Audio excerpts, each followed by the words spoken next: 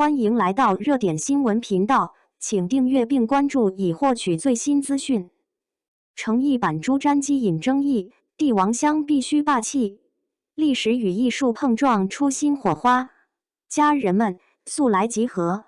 最近娱乐圈又有一场造型风暴席卷而来，而这场风暴的中心，正是诚意在年度古装大剧《两京15日》中饰演明宣宗朱瞻基的皇帝造型。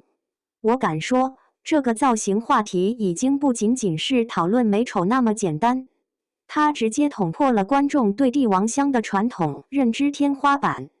一边是史上最帅朱瞻基，明代美学教科书的盛赞，另一边却是气质不符、撑不起龙袍的质疑。这场争论的火爆程度，丝毫不亚于剧集本身的热度。咱们今天就好好聊聊，诚意这次到底是被历史坑了，还是在用新方式诠释帝王？争议焦点复盘，违和感从何而来？先看看网络上两极分化的声音，简直是大型辩论现场。质疑方的火力点相当集中，不少人直言诚意的造型出戏感明显。首先就是体量感问题，他清瘦的身形在宽大厚重的龙袍中显得撑不起华服，特别是在特写镜头中，这种对比更加突出。与林更新等演员同框时，身形差异加剧了少年感压过帝王香的观感。其次是面部特征圆润的脸部线条，削弱了传统认知中帝王应有的棱角锋芒，即便表情严肃，仍被调侃萌感有余而霸气不足。更有观众认为，这种略显文弱的气质难以驾驭剧中复杂的宫廷权谋场景，缺乏传统帝王应有的厚重感与王者威仪。但支持方的论据也同样有力，粉丝和不少专业观众指出，这恰恰贴合了朱瞻基在《两京15日》中成长型君主的设定。诚意饰演的并非天生的帝王，而是一个从爱斗曲取、不谙世事的纨绔太子，在15天生死逃亡中经历蜕变的过程。这种非传统的气质，反而赋予角色独特的脆弱感和故事性。更重要的是，支持者认为诚意的细腻演技完全能够弥补外形上的非传统性，通过眼神、微表情和仪态举止赋予这身造型真正的灵魂。仔细想想，这种违和感其实并非凭空而来，它很大程度上源于观众对古装剧中帝王形象长期形成的刻板印象，那种霸气外露、不怒自威的审美定式。从过往清宫剧中瘦削阴质的帝王模板，到大明王朝1566、雍正王朝等经典剧集塑造的强势气场，我们早已在心里为帝王香画好了固定画像。而诚意这次恰恰是在挑战这种既定模式。历史真实与艺术塑造，朱瞻基应该是什么模样？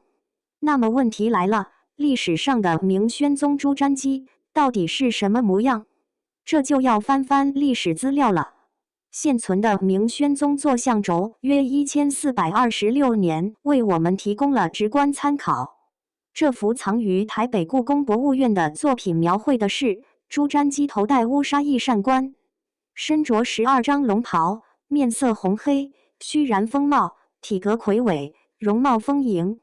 他一手扶嵌宝腰带，端坐于雕饰精丽的龙椅之上，展现出威严庄重而不怒自威的气度。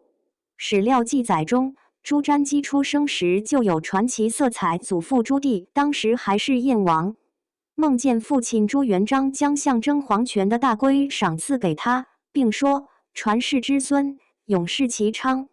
朱瞻基满月时，朱棣见后称赞道：“此天日之表，且英气意面，福无梦矣。”历史评价中，他是与父亲明仁宗朱高炽共同缔造仁宣之治的一代明君。明史宣宗本纪赞其力称其直，明安其业，苍宇充盈，中外无事。但同时，朱瞻基也是艺术大家，权谋过人，又热爱斗蟋蟀，有促之天子之称。看到这里，可能有人要问，历史记载是否必然要求其影视形象必须霸气侧漏？答案显然是否定的。历史人物的多面性，恰是艺术创作中最值得挖掘的宝藏。两京15日剧组的匠心考据确实值得称赞。从目前曝光的物料看，程毅的龙袍造型堪称文物级复刻。两套核心龙袍暗红太子袍、明黄登基袍采用血色底调织金过肩蟒，五爪龙纹及海水江崖纹，纹样灵感源自孔子博物馆馆藏文物。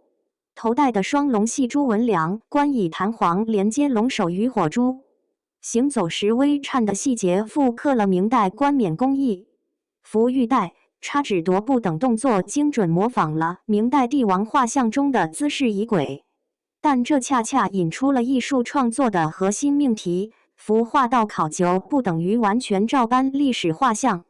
真正的艺术创作需要源于历史，高于历史。服画道必须服务于角色性格和剧情发展。从这个角度看，程毅的巨抛脸演技或许才是这身造型的灵魂所在。从泥泞逃亡的脏脏包到登基大典的华服加身，他通过形体语言的进阶变化，从蜷缩到舒展的肩背线条，从慌乱到犀利的眼神转变，具象化地呈现了太子朱瞻基的成长弧光。扶腰带时的沉稳步伐，抬眸间凌厉如刃的眼神，这些动态演绎让静态的龙袍活了过来。成长弧光的视觉呈现，从纨绔到铁血的造型叙事，这才是理解程毅造型设计的关键。它不是单一静态的形象，而是一条贯穿角色成长轨迹的视觉叙事线。前期造型的脆弱感并非失误，而是精心设计。剧中朱瞻基初期作为纨绔太子或身处逆境时的造型，那种略显文弱或非强势的视觉印象，恰恰精准服务于角色定位。暗红色的龙袍选用暗红色调而非正红，隐喻权力漩涡中的血色危机。泥泞满身的逃亡造型，展现的是未来天子最狼狈却也最真实的起点。这种视觉上的不完美，为角色的蜕变预留了巨大的成长空间。想象一下，如果一个角色出场就气场全开，完美无缺，后续的成长弧光将无从谈起。中后期的造型气场转变，才是真正的爆发时刻。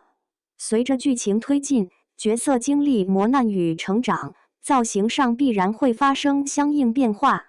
从已释出的信息可以推测，朱瞻基的服饰会随着心境转变而变得更加庄重、威严，色彩运用、配饰选择都会更具权力象征意义。红色龙袍上织金蟒纹在雪地场景中如刀锋裂帛，以视觉符号补足气场。戎装骑射系采用真马实拍，绷直的脊背与控浆的力道传递杀伐决断。这种渐进式的造型变化，是角色成长弧光不可或缺的视觉外化，与演技成长线相辅相成。整体造型服务于完整的角色逻辑，脱离角色成长轨迹孤立评价某一阶段造型，无疑是有失偏颇的。成功的造型设计应该是一条流动的、贴合角色心理变化的视觉曲线。程毅的朱瞻基不是从第一集就坐在龙椅上的成熟帝王，而是一个在15天极限逃亡中被迫长大的年轻人。他的龙袍不是权力的装饰品，而是成长的见证者。每一道褶皱都记录着逃亡路上的惊险，每一缕金线都映照着心智成熟的微光。结语：打破定式，看见多元塑造的可能性。说到底，这场造型争议的本质是历史还原度、艺术创作自由与观众审美预期之间的碰撞。我们习惯了某一种帝王像，不代表历史上真实存在过的帝王必须符合这种模板。我们期待演员像某个角色，但像的定义不应该被窄化。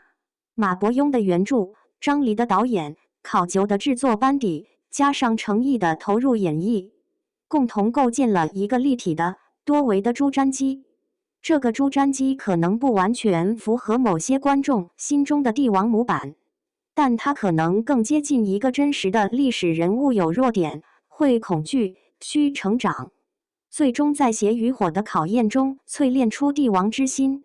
评价古装角色时，或许我们可以更开放一些，少一点他应该是什么样的预设，多一点他能带来什么新可能的期待；少一点对像不像固定模板的执念，多一点对角色塑造内在逻辑、成长完整度以及演技感染力的关注。毕竟，历史的长河中从来没有两个完全相同的帝王，影视的长廊里也不应该只有一种帝王形象的表达方式。诚意的朱瞻基或许正是打破这种定式的一次勇敢尝试。你认为评价一个古装角色是应该更看重历史还原度，还是演员与角色的气质契合度？来评论区聊聊你的看法。